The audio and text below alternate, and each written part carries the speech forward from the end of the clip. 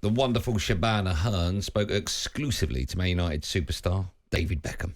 From the premiere of 99, a brand new documentary looking back at Man United's treble-winning season, she started off by asking him if Ten Hag is the man to take Manchester United forward.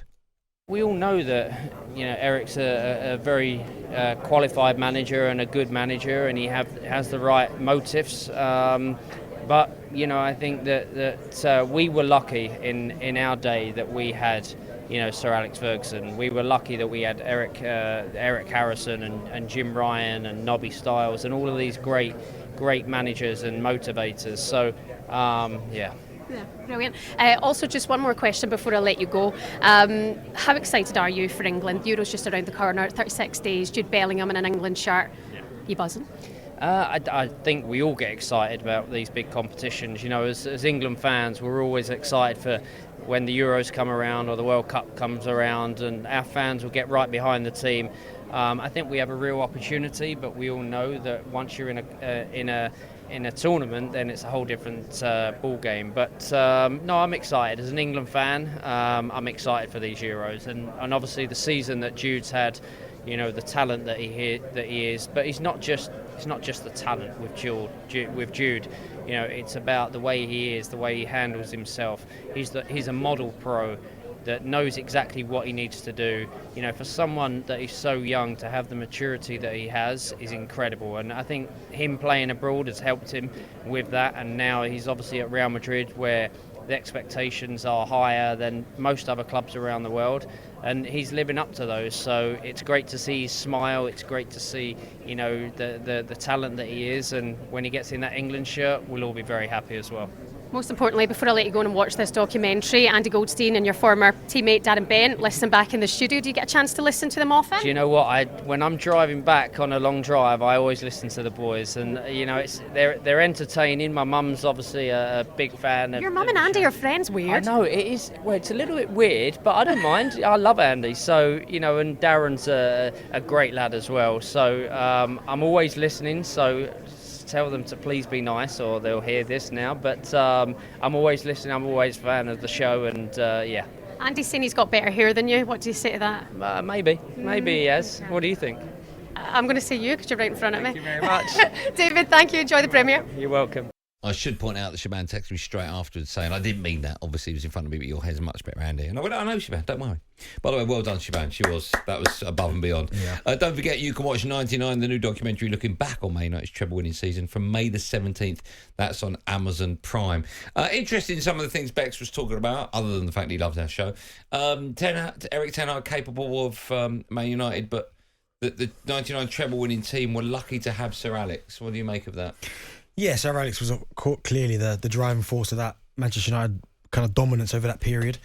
Ten Hag, it's been difficult for him. I know he's won a cup, but I don't think you can't solely judge a team's success or a team moving forward by cup wins. I think at some point you have to take league into consideration, but I think it'd be unfair to compare any manager to Fergie. And it's like with Arsenal, it's impossible to Wenger. 20 years is... Of course it is. Can you see any similarities, not in the management style, I'm talking about in the club they took over? So when Sir Alex Ferguson took over Man United in I think it was 1986 he took over from Ron Atkinson. Ron Atkinson just won the FA Cup, second time they'd won the FA Cup in the 80s. But the club was desperate to win the Premier League and couldn't get anywhere near it. And then Fergie comes in, there's that famous moment, supposedly where Mark Robin scores the goal against Forest in the FA Cup. Had the goal not got in, apparently they might have thought about sacking Fergie, but the goal goes in, the rest is history. Okay? But my point is that at that time, Sir Alex Ferguson was struggling with that Manchester United team. It wasn't quite clicking. And they left him. They left him to his own devices to fix it. And, of course, eventually he got it massively right. With Erik Ten Hag, can you see any similarities in the expectation levels at the club, the fact that things aren't going right at the moment, but maybe he is the man to get nowhere near Fergie? That's probably impossible, but to get Man United back on the right path. Because, sorry, Bennett, because I don't want to go on about injuries. They have had injuries. There have been players that are brought in, supposedly that haven't worked, like Anthony, cost a lot of money.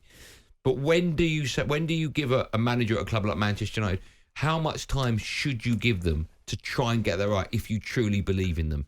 Well, that's the thing, because you talk about 6 years it took Fergie to win the Premier League, and finances back then weren't like they are now. So I think if you took... I think it was more. I think he took over in 86. And when he won his and they first won one? it in 92. So it's 6 years, like I just said. Oh, right, fine, yeah. Like I just said. No, you did. Yeah. No, So, sorry. So 6 years. I just think if you're waiting for a manager for 6 years to almost close the gap, and 6 years is a long time. City, Liverpool, Arsenal, they're pulling away. They're at the minute, those clubs are in such a better position than Manchester United are. Do I think Erik ten Hag's the man to take Manchester United forward? I don't, but I'm not quite sure who is the question. I think there's been so many decisions, like in terms of transfers, to the way he treats certain players, to the way players are playing for him. That he's got an awful lot on his plate to deal with. Yeah, injuries. I'll give you injuries in small parts. I'll give you the injury, like the centre back situation, Luke Shaw. I'll give you all that. Mm-hmm. But I just think consistency has been a problem. And yes, there's been games where you've played well and you've won. But I think at times you can't look past the wallopings that you guys have took. There's been results that Manchester United have had. That's a very good point. That shouldn't happen. I don't care if you've got injuries. For Manchester United Football Club, 4-0 to Palace shouldn't happen. 3-0 at home to Bournemouth shouldn't happen. You're right. Do you know what I mean? Was it 4-0 away to Brentford? Yeah. The start of last season. 7-0 Liverpool. These results should not happen. But again, I don't like seeing clubs, right, sack managers for no plan.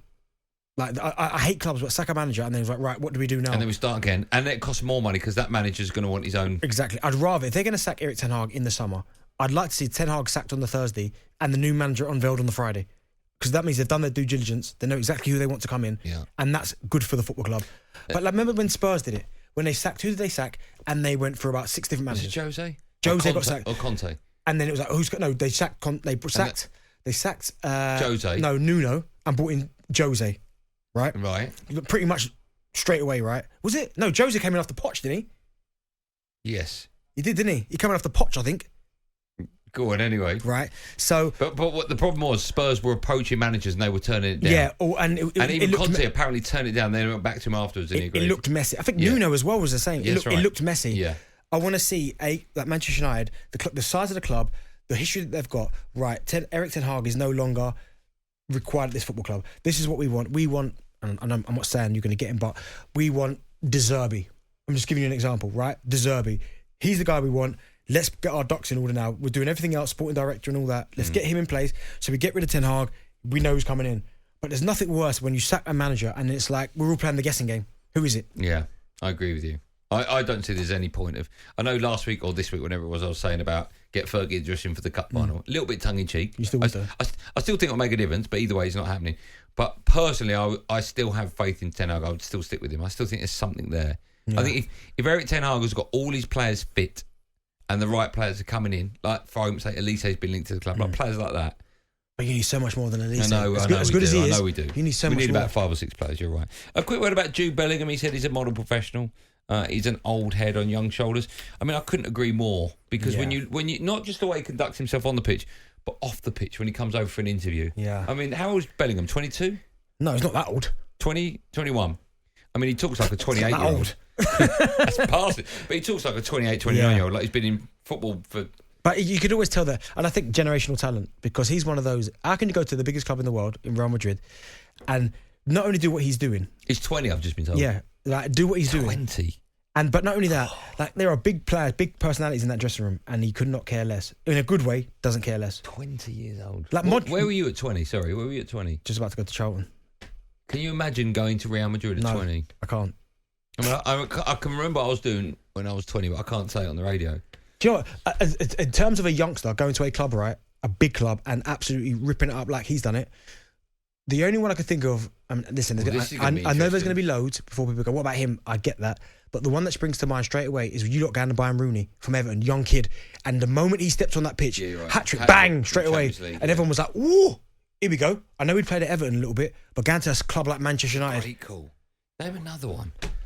Someone 18, 19 or 20 that went to a massive club and smashed it.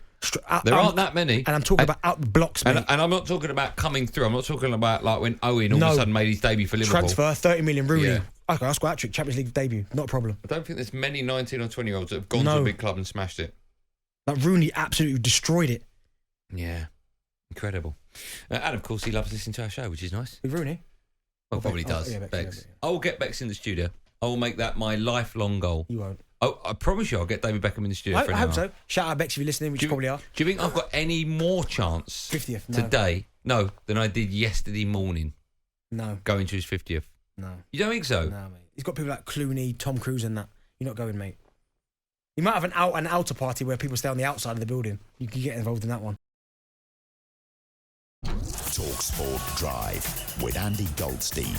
Monday to Friday afternoon from 4 on AM, on DAB, via the talkSPORT app and on your smart speaker. talkSPORT.